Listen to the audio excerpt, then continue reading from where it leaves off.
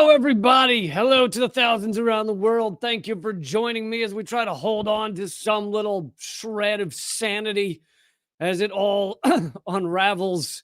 As Israel continues to just commit war crime after war crime after war crime. They're running out of new war crimes to try out is really what we're getting to. They've hit hospitals and clinics and children. Hundreds of children have already been killed. They've got hostages, and they've hit elderly, and they've assassinated over a dozen journalists. Really running out of war crimes to try out. White phosphorus as well. It really is horrific what is going on, but I'm going to bring you more details. And for that, as well, to also go into the suppression and censorship that he's now facing, I have a special guest that I'm very excited about. By the way, don't forget to hit thumbs up and share and all that good stuff, folks, so more people will see this. But please welcome Richard Medhurst. Hello. Hi Lee, thanks for having me on. Yeah. Hey, Rich. How you been? I mean, before the demonetization that has just hit you. Look, I mean that's like I guess it's nothing compared to what the people in Gaza are going through, but I think it's definitely one dimension of the war, which is Yeah. That's yeah, the that's definitely censorship what I and wanted to get propaganda. to. I know that you care about these people enough that you don't want the story to be about you, but it is about a much larger push by the U.S., Israel, British propaganda machines Yeah, to shut down voices like yours. And many others. You've been demonetized. Indie Left Media, I believe, was hit with demonetization. There's been several others. Oh, there was just yesterday I can't remember which one it was, Palestine Action or something, where you couldn't subscribe to it on Twitter. It would immediately I see it. unsubscribe you. Yeah. So this is it. Yes. This is a talk a little about that. This is a large scale effort. Yeah, I mean it's nothing like how can I explain this? Because in England, especially with Jeremy Corbyn and when he became Labour leader for a few years, there was a huge push to you know get him cancelled, have him kicked out of the Labour Party. So they not only successfully demonized him as a quote unquote anti-Semite in the media, which is ridiculous because the guy's been like literally fighting against apartheid and racism his whole life. But then Yeah. they took back control of the whole party, and I'm talking more about not just the people that have links to the Israeli lobby, but also the Blairites, right? So you can think of it kind of like roughly in similar terms to Bernie Sanders' wing of the Democratic Yeah. Party and how Yeah. he's demonized and so on. I think both of their problems, Bernie Sanders and Jeremy Corbyn, is that they were too. They just kind of rolled over and accepted this crap, and they should never have done that. They should have really met this head on, because now because these efforts lead us to a place like this where there's like mass slaughter being carried out, and you can't open your mouth. Even calling for a ceasefire is now considered to like you're sympathizing with Hamas or something, which is insane. It's like they've equated and again, this goes back to 9/11 and all the Islamophobia. It's like all Arabs are Muslims and all Muslims are terrorists and all terrorists are Hamas, and it's like throwing everybody into one basket. And never mind the collective punishment in Palestine. But definitely they're trying to criminalize this in Europe, and you've had people in France. Activists, politicians who've had their houses being raided by the police and accused of quote unquote terrorism because they support the Palestinians, not Hamas, the Palestinians. In Germany, in England, they've tried to ban protests, and in France as well, they tried to ban protests. In England, it's a bit better than France and Germany, but it's still, it's still bad in other ways because the Home Secretary, for example, they prescribed Hamas as a quote unquote terrorist organization 2 years ago. And so now if you say, I don't want Israel to bomb Gaza, they can just assume that you're supporting Hamas, and make these ridiculous links. You So, have to endorse the bombing of babies to be okay in their view. right, right. That's basically it. And the funny thing is that this is the second time I've got my channel demonetized, and the first time was in 2020. And surprise, surprise, back then I was talking about the Abraham Accords and this plan that Netanyahu had to snatch up more of the West Bank. And so all of a sudden I got hit with demonetization. And I think because people got so angry on Twitter, they had to back down. But now they're being so just overt with their censorship. They don't even care. You can't even shame them into behaving properly, so these are European values. This is European free speech. You either like Israel or we will take away your job and your censor you and so on. And something else people need to know about demonetization is that, yes, it's intended to stop many voices from being able to make a living. That is an important goal of theirs. But it also, the algorithm is far less likely to recommend to people videos that are not going to make money for YouTube. So if there's no ads on videos, then the algorithm, it doesn't mean it won't exist, but it's far less likely to be shown to people. So this is a form of suppression that goes far beyond just monetary. Yeah, exactly. The main concern that we all have as journalists is getting the story out, making sure that people hear it, that they are aware of what's going on, what's happening. And by demonetizing, as you said, they make sure that people don't see the video in the first place. So they hamper you from getting the truth out to the people, which is the main objective. And it was already bad, even when you had monetization, you know that as you yourself and everybody else in independent media, we know that our videos are not showing up in the search. They're not being recommended enough as they should be, and they're always favoring corporate media.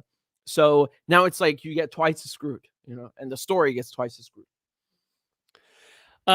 So let's get into some of the most important aspects of this right now. I mean, these have been some of this. I don't know if it's coming up on 2 weeks, but some of the deadliest days have just happened. 500 people, and I think one murdered in one 24-hour period. Over a third of these are children. Half of all Palestinians in Gaza are under 18. So half of them are children to begin with. And an aspect that I wanted to highlight here is there's obviously been a lot of talk about hostages because of Hamas taking hostages, but not a lot of people seem to be mentioning that Israel now has 10,000 hostages. Yeah, they've got 10,000 Palestinians in their prisons. Almost all of them without charges or any kind of ability to fight it or get out. And so Israel's got 10,000 hostages. Yeah, no, I would say even 2 million if you count the people in Gaza. It's well, yes, if you count the entire open air prison, right? Right, exactly. And so the way Israel works is very funny because they don't even have something that mimics British colonialism. They straight up ruled in their Supreme Court in the 80s that they should use a British law from when Palestine was still a British mandate, which is called administrative detention. And so what this means is that the army can arrest you, a civilian, right? They can arrest you and try you in a military court, which is a war crime. And then they move you around from one territory to the next, another war crime. And then they put you in prison for 6 months at a time without even telling you why. You are literally not allowed to know why you're in prison, and neither is your lawyer. It's because it's quote unquote classified. And then every 6 months, they can just renew it. And so you have people who've been in prison for like 6-7 years and they don't even know why. And some of them they go to prison for 2 years. They leave, and then just randomly, Israel comes, arrests them again without telling them why a second time, and puts them in prison for more years. Like at any moment, you have had entire families, the children, the women, all of them arrested for, they don't even know why. I mean, this is screwed up on another level. You've got a 1,100 Palestinians right now that are in prison, and they don't even know why. I mean, this is, as I said, it's not only a war crime. It's morally reprehensible, and honestly, the 200 hostages that Hamas took is because of Israel kidnapping Palestinians. This is a response. It's not a random aggression. They didn't just wake up one day and decide to paraglide and take people into Gaza for no reason. This is a response to administrative detention. It's a response to the concentration camp, the conditions that people are put in Gaza. So, Hamas exists in the first place because of Israel, because of what it does to Palestinians. And the Israelis, as I said, this administrative detention is a British colonial law from the Mandate times. And the Israelis' logic is that, well, the emergency powers, which include administrative detention, were published in the Palestine Gazette. And because the empire was falling apart and Britain left, and because Britain didn't state in the same publication that now the laws are rescinded, that therefore they are still in effect. So in Israel's view, these British laws are still in effect since almost 100 years, and they should use them to just kidnap Palestinians whenever they like. I mean, this is like next level next level lawyering. It's something else, really. So yeah, people should be aware of that. They should be aware of the actual hostages who've been suffering and languishing for years in prison and decades in this concentration camp. Those are actual hostages. Hamas already released several times American hostages, Israeli hostages, as a gesture of goodwill. Did Israel stop bombarding Gaza? Did they de-escalate? They're not interested. Hamas even offered them hostages for free with no strings attached, and Israel said no. I mean, it speaks for itself. It speaks for itself. Yeah, because in many ways, this is Israel's doing something they've wanted to do anyway. I was suggesting, I don't know that we have evidence of this, but considering the level of surveillance that Israel is involved in, that they may have known something was going to happen, and they figured, maybe they didn't know it was going to be anything this size or whatever, but they figured it'd be useful to be able to just completely obliterate Gaza, which seems to be what they're doing right now. Can you also talk about the kind of what's going on in the region? Israel's attacked, but they've attacked 4 countries over the past 2 days. The one hit on Egypt was supposedly accidental, right? But something tells me it was a shot across the bow to tell Egypt to stay in line. Exactly. But yeah, talk a bit about that. Yeah. I'll just add one thing. Anything is possible, really. Anything is possible. So it is maybe true that Israel knew something was going to happen and they let it happen. But I think it's fair to say that in most likelihood they were arrogant. They underestimated their quote unquote enemy, and Hamas. This was a massive intelligence and military victory for Hamas and a failure on Israel's part, just like the Tet offensive in the Vietnam War. Also caught the Americans by surprise. It happens. I think it kind of shows how ridiculous the Israelis are. They're more of like a paper tiger, and the only thing they're good at is bombing civilians from the sky where no one can fight back. They still have refused to go into Gaza and fight a ground war because they're afraid of actually facing an enemy. Yeah, I've heard other well-informed people like Scott Ritter say that Israel's military is not set up for some sort of ground invasion, which also would speak to, I hope it doesn't come to this, but it would seem to add credence to Seymour Hersh's article saying his internal Israeli sources say that Israel's next move might be to actually increase the size of the bombs they're dropping up to the level of the Moab, the mother of all bombs. Apparently, they have several of those, which has only been dropped by Donald Trump, I think, once. It's the largest non-nuclear bomb in existence, and it was sold to them or given to them by the United States. So that's why they have such things. I mean, I obviously hope that is not the next step, but that's what Seymour Hersh was hearing.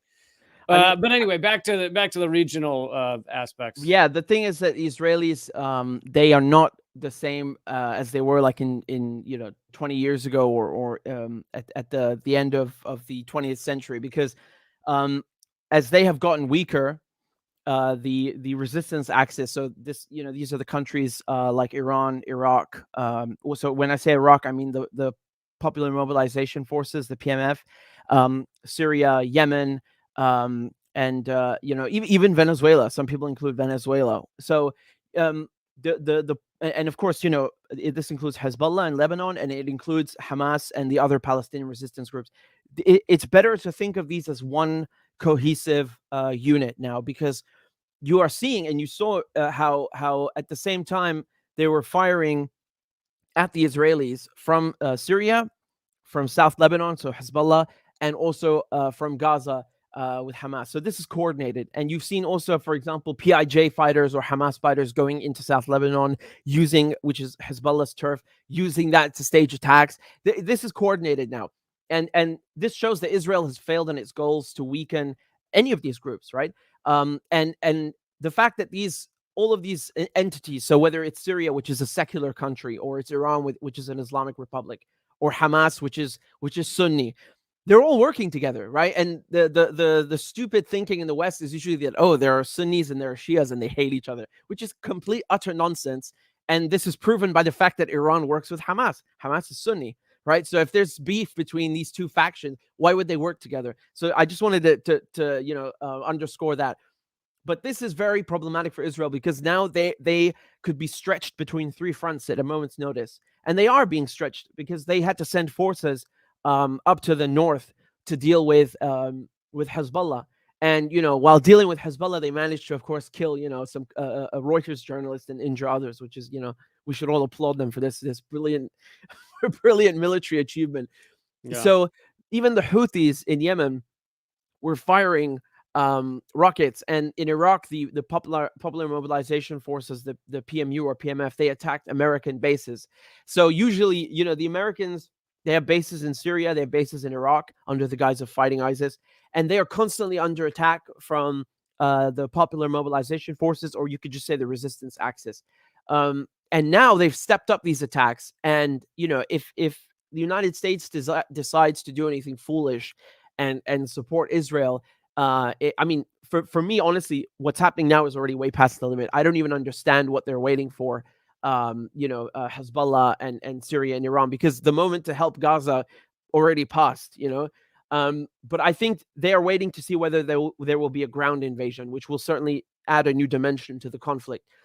If this happens, you can expect to see huge escalation from South Lebanon, from Hezbollah, from Syria, and of course in Iraq, in Syria, the American bases there being attacked. And honestly, if this happens, they are not going to just fire a few rockets at these bases. They will completely demolish them, and the Americans will have to be kicked out of Iraq and Syria, and they will lose their foothold in the Middle East, right? The last stronghold, the actual stronghold of American and British and European influence in the Middle East is Israel.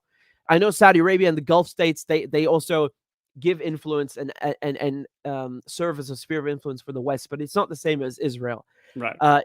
So this whole fight is about making sure that Israel, the West, can continue to influence the Middle East. And honestly, Israel just doesn't have the capability or capacity to deal with this. The proof of that was in 2006. I was just next door in Damascus when this war was happening, and everybody was glued to the television. Just like now, we were afraid that the conflict was going to spill over and Syria would be drawn in. And back then, they got humiliated. The Israelis had a ship that was almost completely sunk by Hezbollah.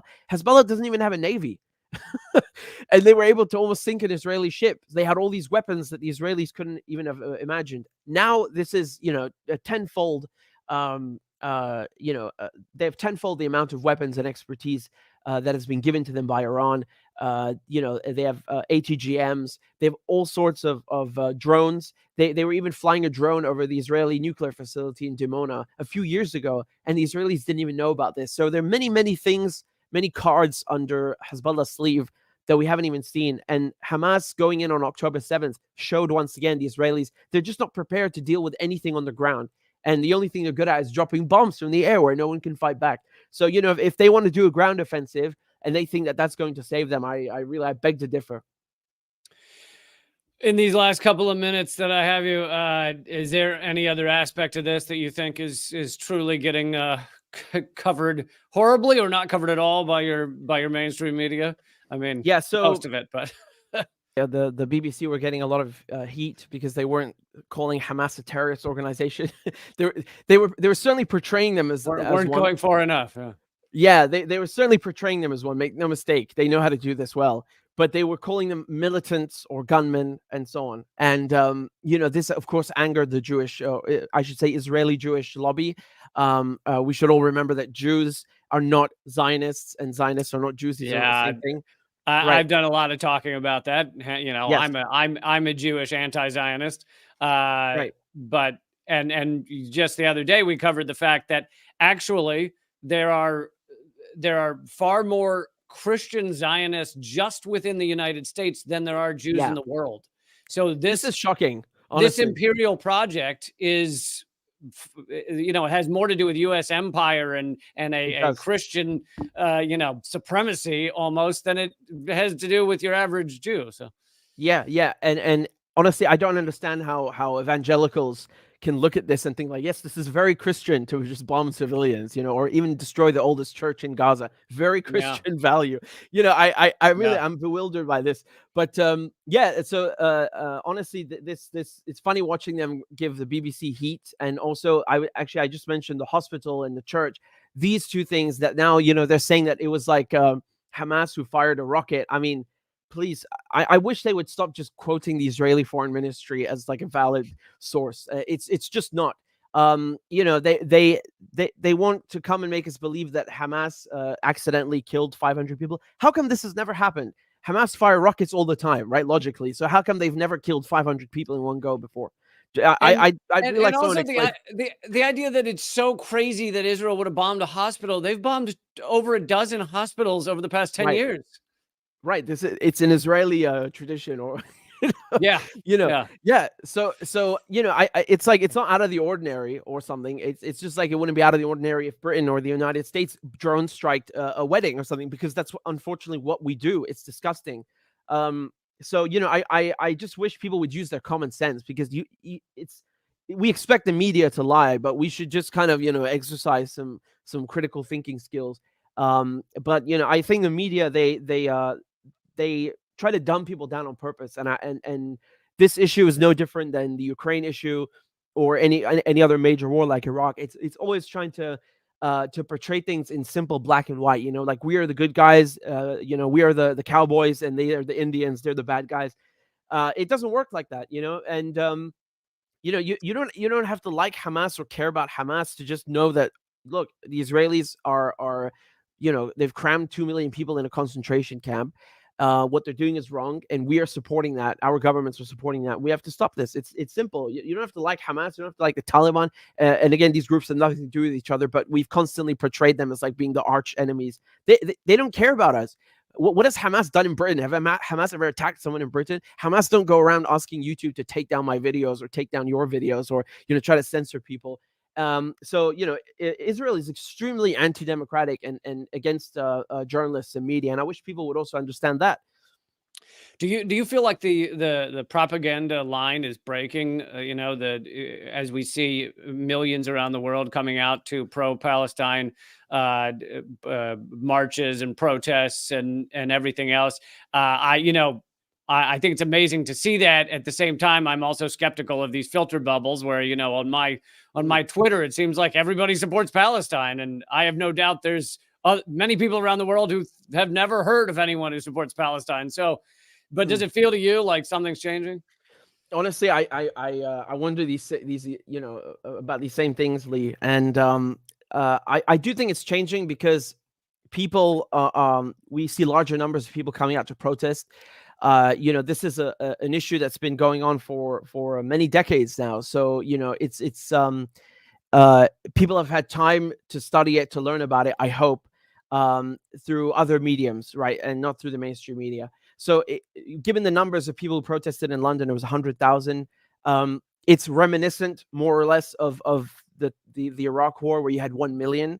Obviously, it's 10 times the number, but it's a lot to see 100,000. It was 70,000, then 100,000. And in Paris, you're also seeing lots of people come out, in Sydney. So I like to think that it's changing. And also, if we remember these NGOs like Amnesty International, they now openly say Israel is an apartheid state. This is also a sea change that we just didn't have until a few years ago. But on the ground, I don't know if anything's changing. Once again, I'm going to ask, like, where are the Arab countries? Saudi Arabia is now normalizing ties with Israel. So that's actually going in the opposite direction. It's not getting better, or people are becoming wiser. The Saudi crown prince and the government feel emboldened. They think they can do this. I know they've put it on hold for now, but when this war is over, I think they're going to go back to doing that. And so that's not good. I think people in Arab countries need to also make their governments do something, because Saudi Arabia could, if they turned off the oil tomorrow morning, the United States would get Israel to stop, and that's it, period. So they have tools that they can wield, and they're not doing that. But that, goes without saying, most people in the Arab countries know what's happening. They know the truth. And even if their governments in Bahrain or in Saudi Arabia want to normalize ties, they don't support that. Whereas here, in the West, I really don't know what we can do. People protest, they don't care. They maybe or they ban the protests. We report about it, they don't care, or they ban us from reporting. I really don't know what it's gonna take. You would think that all these thousands of people dying is enough to wake people up, but it's not working. But I hope it's going in the right direction, because people in Gaza, they can't wait for us 1,000 years to finally wake up and stop the U.S. and Britain and Israel from murdering them. So yeah. Yeah, I agree with all that. Well, thank you so much for being here. How can people continue to follow your work now that you've just had this strike against your show? Yeah, so usually I would plug the YouTube, but I'm going to do the Rumble, I suppose. So it's rumble.com/Richard Medhurst, and people can also support on patreon.com/Richard Medhurst. My website is richardmedhurst.com. So yeah, and thank you for having me on, Lee. And tweet it. Everybody tweet at YouTube and tell them that they're insane. Thank and you. they're Seriously, please do that. Please do that. Censoring a very important voice. Thank you, Richard, so much for being here, and I hope to talk to you again soon. Likewise. Thank you, brother. I appreciate it. Bye-bye. All right, that was Richard Medhurst. Always very informed on these, always doing on these topics, doing great work. Please, everybody, take a second. I got a lot more for you. Please take a second to click subscribe, click share, click thumbs up. If you are at Rumble, please click follow and then click the bell icon so that you will get emails about my live streams. I live stream 4 days a week: Monday, Tuesday, Thursday, Friday at 3 p.m. Eastern, and often have pretty cool guests on here like Richard Medhurst. So thank you all for being here. Okay, let's move on. Although I do, but before we kind of get to other topics, I do want to reiterate some of what I just mentioned there with Richard. Everyone's talking about the hostages that Hamas has taken, and that is something that should be talked about. I'm not saying don't, but let's remember that Israel has now doubled the number of Palestinian hostages they have. And this is not actually counting Gaza as a prison, which it is, but this is literally the number of people that Israel has kidnapped. And in fact, even in this photo that Al Jazeera has at the top of the article, you see Israeli police arresting or stealing, kidnapping a child. That is clearly a young teen at max that they have grabbed there. And they have doubled the number of Palestinians in prison just since October 7th. So just since the Hamas attack, they have doubled it. It's now at 10,000 people, 10,000 hostages that Israel is holding. So if we're going to talk about the hostages that Hamas has taken, I think it's only fair to also mention the 10,000. Hamas has something like 200. I think it's only fair to mention the 10,000 hostages that Israel has. And 5,000 of those they had even before the October 7th Hamas action. And who knows how many Israel will be grabbing up tomorrow and today and the day after that. I'm sure this number is only going to increase. And some other updates about what's been going on in this long line of war crimes being committed by Israel. The Gaza death toll now tops 5,000. 5,000 people, nearly half of them are children. That's how many people Israel has murdered over the past several days. And I mean, honestly, it's tough to even talk about it, to put it into words that fit what you could say about this. These people are insane. They are sociopaths to drop this many bombs on children. The fact that anyone would endorse this or celebrate it or think it's right, cutting off water, cutting off food, cutting off medicine. They even, I don't know where I had it earlier, but they one of the places they bombed is a refugee camp that the IDF had told people was safe. They said, if you're going to evacuate to this refugee camp, and then Israel bombed it. I mean, these are the type of war crimes we're talking about. Nearly 5,100 Palestinians have been killed since October 7th, the past 2 weeks. Overnight fighting continues. Like I said, over 10,000 hostages taken by Israel. They've bombed 4 countries. Israel has bombed 4 countries over the past day, the past 24 hours. Palestine, Egypt, Syria, and Lebanon. And it is so unhinged. And the fact that the United States would stand up and support this, and of course, send battle carriers out off of Israel in order to kind of just give them a thumbs up. You know, it's a thumbs up warship that we've sent over there, but also sending continued weapons over to Israel. Much of their weapon supply comes from the United States. Let's see, I have some photos here, which I know you won't be able to see if you're listening to the podcast, but the podcast is called The Leecamp Show, by the way, on Spotify and other platforms. But here's some photos, and I'll leave the question to you guys. Does this look like targeted strikes, as our mainstream media, the propaganda they love to pump out, the garbage that they're spitting out of their face holes? Does this look like targeted strikes? This looks like absolute obliteration. There's nothing targeted about it, and that's how you end up with half of all dead being children. Here's some more photos of just absolute destruction. And this includes refugee camps. It includes hospitals. It includes bakeries. One of the last bakeries where people were getting food was bombed by Israel. It's just an unbelievable amount of destruction that Israel's in charge of. And here is how the Guardian sums it up. At least 400 Palestinians were killed in Gaza in the last 24 hours. 70 were killed overnight Sunday. Entire residential blocks across the Strip have been leveled, including in areas where Palestinians have been told, this is the quote I was looking for, told by the Israeli Defense Forces, the IDF, to seek refuge. Literally told them to go there and then bombed it. List a war crime that Israel's not committing. Good luck with that. That's the challenge for everyone in the chat. Try and find a war crime that Israel is not committing right now.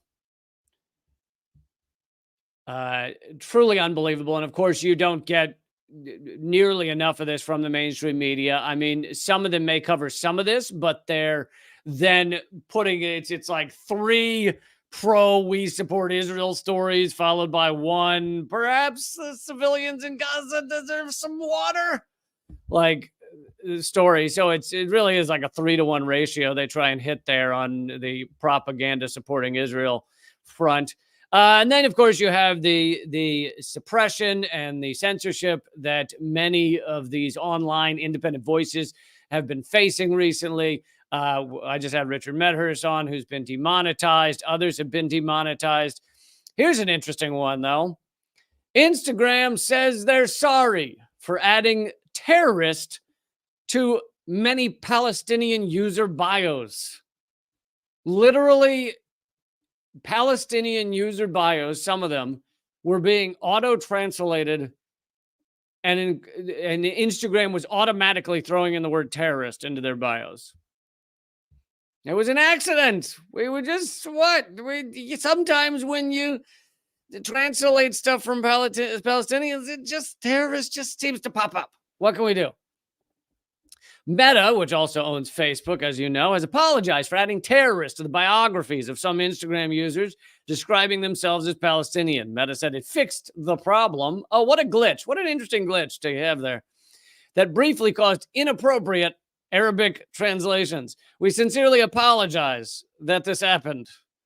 The platform has also faced accusations of suppressing content, voicing support for Palestinians during the Israel-Gaza conflict. Some users say they've been shadow banned. And see, that's the brilliance of shadow banning, as I've been shadow banned on just about every platform. I mean, even if you're watching me right now on my YouTube or on my Facebook, you are one of the few who got an alert. Most people do not. Most people are not shown the stuff I put up.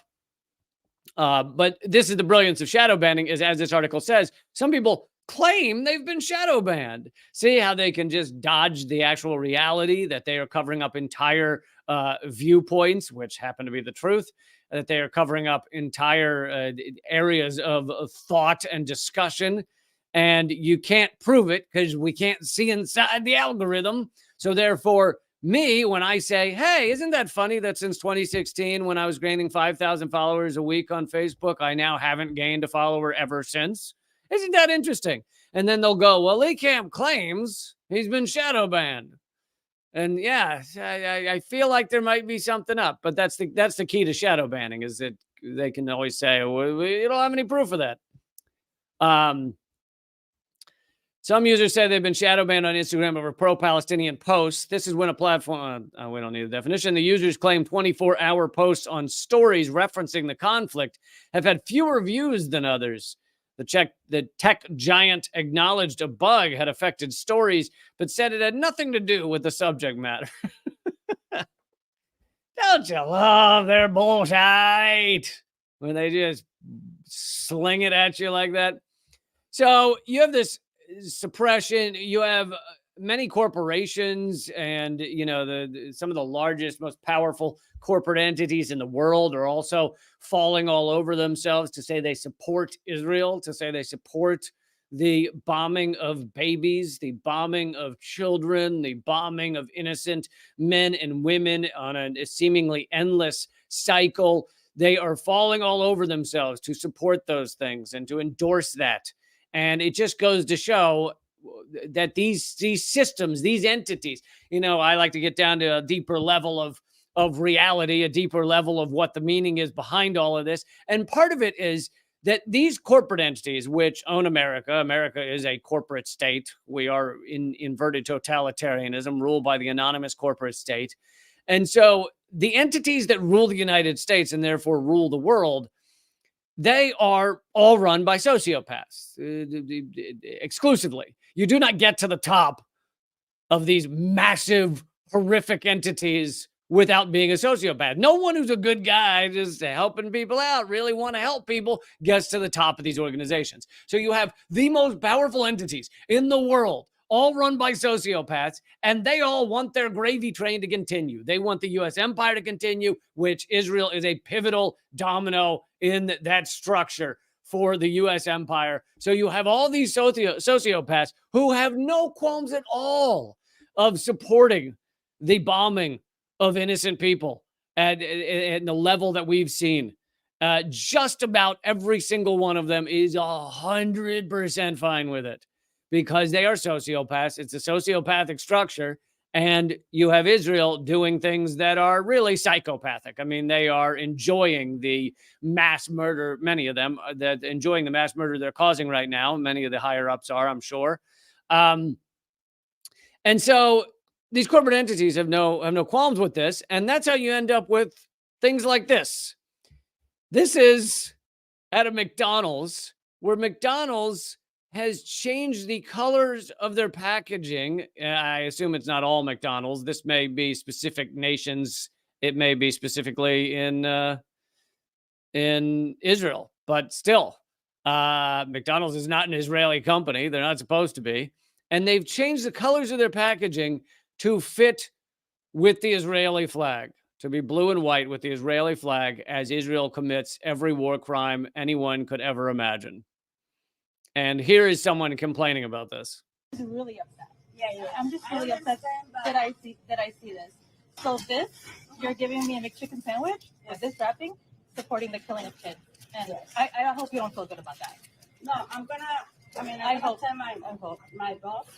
If there's nothing no one can do. No, because they own 30 McDonald's. So. Really? Yes. So. Yeah. Yeah, I really hope somebody says something about this. Because it's not right. I'm going to tell my boss. And I don't want to make a big deal. Yeah. No, it's okay. No, I understand. Okay. I was really shocked when I saw that. Yeah. And it really hurt my feelings. Yeah. Anyway, and of course, this is just an employee at McDonald's. She doesn't make the decisions over for which war crimes McDonald's supports. But you know, I certainly understand why someone might feel the need to complain about that. Hey, you know, yeah, you're supporting the bombing of babies. Is that you guys cool with that? But hilariously, or ironically, I don't know. This bottom ticker on my screen, for those of you watching the video, I put kind of onion-esque. I used to write headlines for the Onions, for the Onion, by the way. But I used to put, I started putting Onion-esque headlines in there. One of the ones, which isn't in there right now, but it was in there a couple of days ago, which I thought was a joke. But obviously, this is how corporate America works. I wrote, Coca-Cola marketing team tasked with somehow making statement about Israel's war crimes result in selling of more Coca-Cola. And, you know, the joke was that as these corporations put out these statements on Israel and Palestine, they try and find ways that it can actually help their sales, even as they're like, oh, we hate to see so many people being killed. But also, Dunkin' Donuts, America runs on Dunkin'. So I was kind of making a joke, but as you can see with the McDonald wrapper, it wasn't a joke. That is reality. They legit go into a room. The marketers for these sociopathic entities go into a room and say, how can we want to show we stand with Israel, but also how does that sell burgers? Can we want to say we don't like shooting innocent people, but also burgers or nuggets. Is there a phrase that'll encapsulate all that? So yeah, it is reality that they are doing that. It's borderline hilarious, and then you remember all the carnage that is connected to all of this, and it stops being funny. All right, I want to bring you this WikiLeaks post from 2011. And I don't need to tell you that WikiLeaks is one of the best entities that has ever existed for actually revealing how our governments, including the government of Israel, how they actually work, the internal desires and motivations and machinations of these and ejaculations of these horrific corporate, like I said, entities like Israel and the United States. WikiLeaks revealed that to us, and that's why Julian Assange is locked up right now. That's why he had to be persecuted. That's why he had to be set an example of, because he revealed the actual inner workings of these entities, these states, these empires. So I'm about to reveal to you, or show you, I'm not the first to reveal it, a 2011 WikiLeaks leak, WikiLeaks cable about that leaked out of Israel and what they said they were going to do to Gaza. That and much more is at rumble.com/leecamp. Join me at Rumble. It's free to watch there. Rumble.com/leecamp. Free to join me over there. And it's the top video. If you go over there, rumble.com/leecamp, join me over there. I'm going to get into that WikiLeaks story. I also have a bunch of other stories. I want to show you climate defiance, the video climate defiance forcing the Fed chair to run from the room like a sad little scared child because someone dared call him to account on the climate destruction that the Federal Reserve and the United States are involved in. I'm going to bring you that at rumble.com/leecamp, as well as my locals page and other stories. So all that, don't miss it. Head it over there, rumble.com/leecamp. And if you're not going to make the jump over to Rumble or locals, then I hope you will still join my email. You can join the email at leecamp.com. A pop-up will ask you if you want to join the free email list. And also you can support my show at leecamp.net, which is the locals page. So, all right. Give me 1 second here. Rumble.com/leecamp. Someone's saying Rumble is frozen. Let me check and make sure it's not still frozen. Nope, doesn't look frozen to me. So hopefully for most people, it's working fine. All right. Rumble.com/leecamp. And let me just